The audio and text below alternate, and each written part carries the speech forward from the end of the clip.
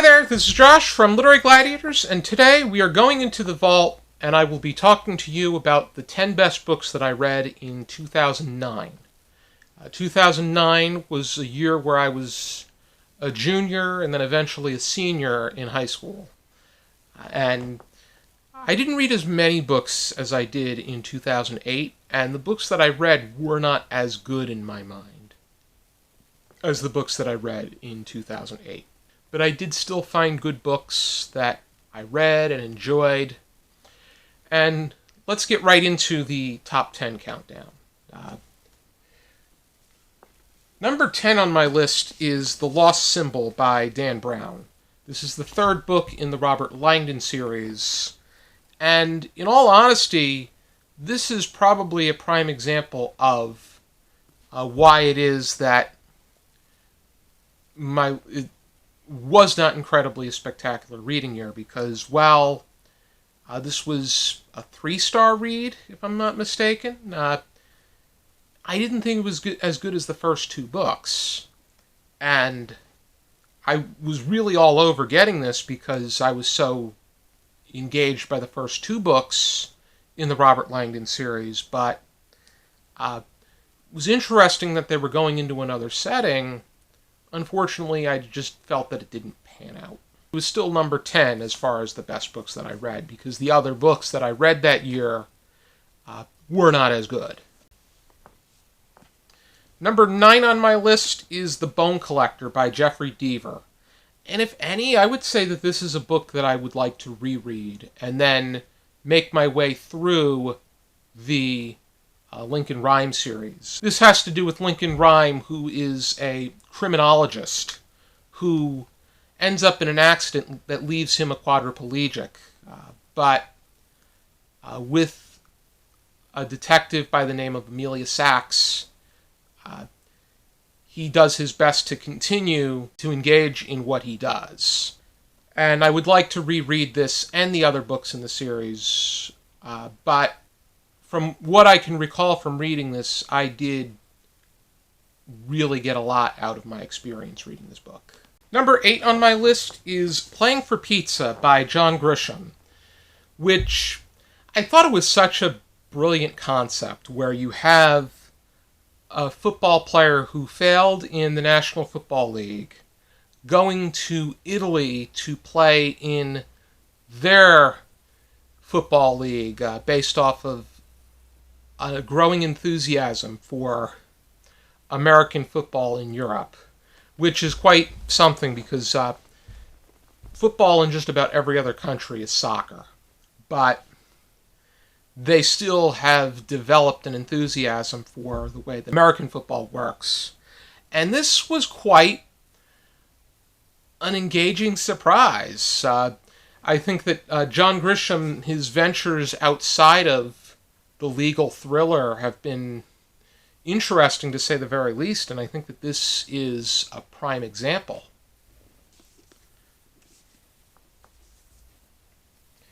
Number 7 on my list is The Rag and Bone Shop by Robert Cormier. I always found Robert Cormier to be incredibly underrated as a young adult writer. And his works are very dark, morbid, but at the same time honest and straightforward. This is the very last book that he wrote before his death, and it really proved to be incredibly dark. My first copy, I borrowed this from my high school. I took it home, read it. I took it home on a Friday. I was done by Saturday morning, so I had it back, obviously, by Monday.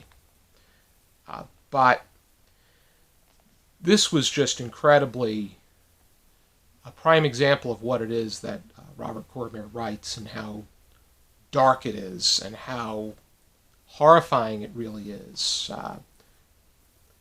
In most cases, his protagonists do not win or are less better off, but what I'll say about this is that the way that this ends, it really shows that Robert Cormier's career ends with it ends with a shatter. Just ends. You could imagine glass breaking. I have Jack and Jill by James Patterson as my number 6 selection on the list. I read this in the spring of 2009, and this is where Along Came a Spider and Kiss the Girls were great. To me, this wasn't as good as they were, but I still enjoyed my experience reading this book.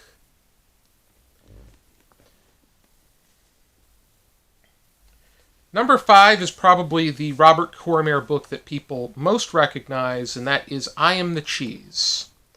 This is the 30th anniversary edition, and I just felt that this was a very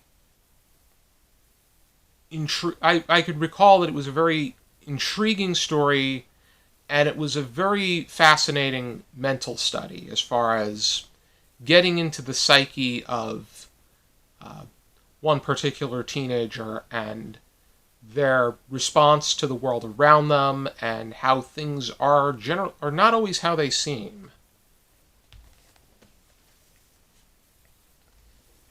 Number 4 on my list is Misery by Stephen King. I first learned about this as being a Stephen King book, but I also around the same time knew about the film adaptation with James Caan and Kathy Bates.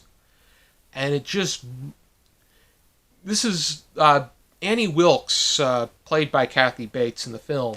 Annie Wilkes is the antagonist, or you could even call her the monster, that Stephen King has always cited as being his scariest monster that he created. Not Pennywise the Clown, which is the one that a lot of people cite, but Annie Wilkes. And I could definitely attest to the fact that she was a horrifying, what you would call a diehard super fan of Paul Sheldon and his Misery series. And the lengths that she takes to forcing him to do what she wants him to do.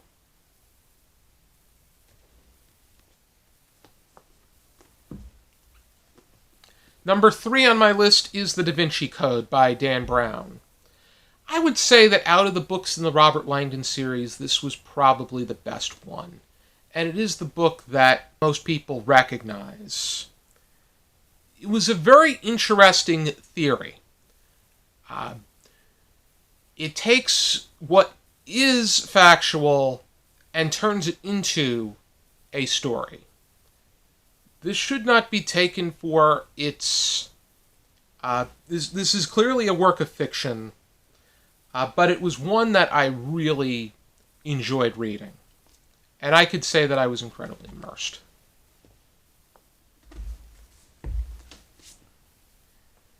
Number 2 is The Innocent Man, Murder and Injustice in a Small Town by John Grisham. And this is a nonfiction piece where he talks about Ron Williamson, who was convicted of murder, sentenced to death, but after serving 11 years in prison, they find out that he was innocent.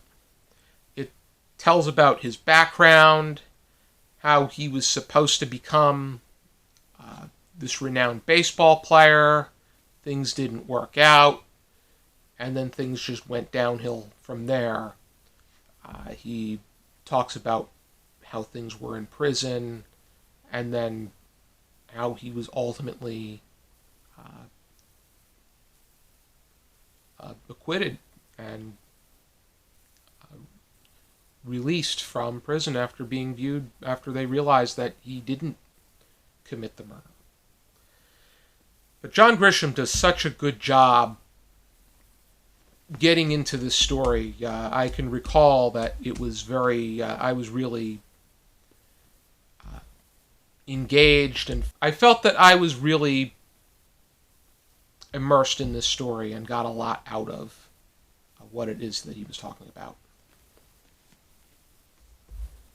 And number one on my list, the best book that I read in 2009 is Pause and Effect, The Healing Power of Dogs by Sharon Saxon.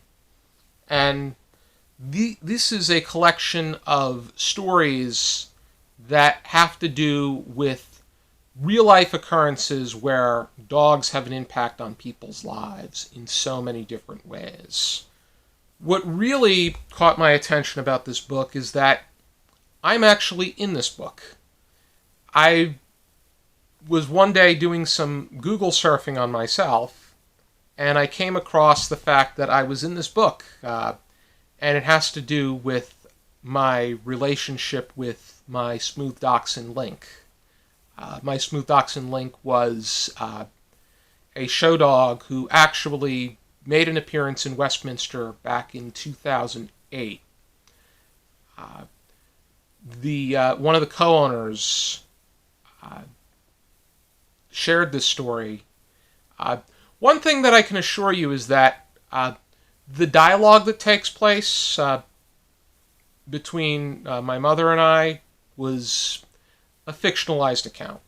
We didn't engage in that conversation, but Link was my smooth dachshund. He did go on the road for a period of time. When his show career was over, he did come home. And so he was able to enjoy the world of showing and also being a companion dog.